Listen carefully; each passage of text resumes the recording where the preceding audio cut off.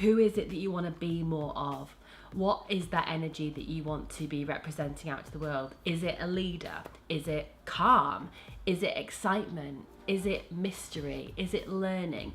It's all up to you. What's your word of the year going to be? What are you going to choose which is going to immediately go out to bat for you and what you want to call in for yourself? Hi, it's Lucy Sheridan, the comparison coach here. Hope you are doing really, really well. I am about to give you one of the most golden pieces of advice and guidance I think that I shell out, invited to or not. I'm going to ask you to forget New Year's resolutions. I'm going to ask you to forget New Year's. I'm going to ask you to even temporarily put your goals to the side for a minute. This video is a really important one because around this time of year, if you're watching at Christmas and with the new year on the way, we are bombarded with invitations to completely, refresh ourselves and, out with the old and in with the new. And yet I want to share an exercise with you which is not only tremendously motivating, but it's also tremendously confidence building and tremendously focusing as well. And that is, I'm asking you to choose your word of the year. Now, this doesn't have to be like, when the dictionary chooses the word like fake news or whatever, or selfie. No.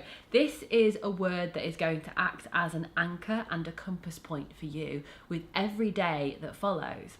So, for example, picking a word of the year allows us to have a measure, something to measure our activities, our behaviours, our thoughts against even. So how do you go about picking a word of the year?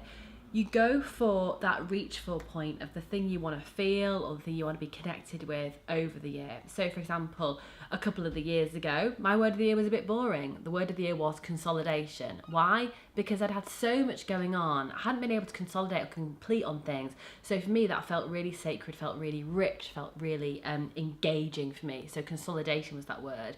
Last year, my word was leonine, that is like a lion. Why did I choose that? Well, I wanted to emulate the feelings of a lion, to take up space.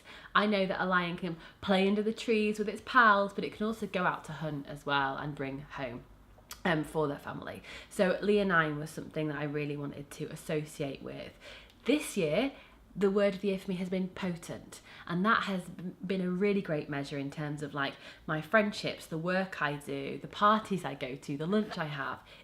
I guess what the measure there is around being potent, as in no half measures, nothing diluted down, nothing being, yeah, okay, good enough. It all being potent. And it's been a really, really rich guide for me.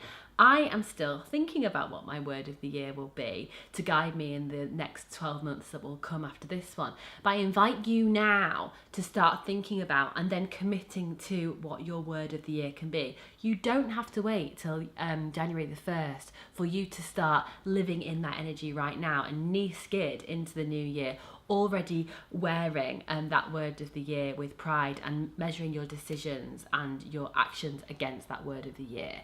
So who is it that you want to be more of? What is that energy that you want to be representing out to the world? Is it a leader? Is it calm? Is it excitement? Is it mystery? Is it learning? It's all up to you. What's your word of the year going to be? What are you going to choose which is going to immediately go out to bat for you and what you want to call in for yourself? Don't forget, as always, meet me in the comments. I always love having juicy conversations with you guys. But I hope this has provided some insight into how you can activate more of what you want to be and do in this world right now. No waiting. What's your word of the year?